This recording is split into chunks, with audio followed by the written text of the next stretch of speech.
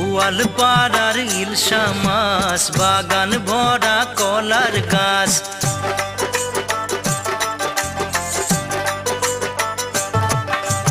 গোয়ালপাড়ার ইলশা মাছ, বাগান ভরা কলার গাছ। তেলুয়া পিঠা চিতুয়া পিঠা রে,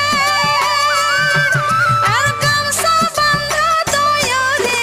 খায়া যা মোর প্রাণ বন্ধু আরে,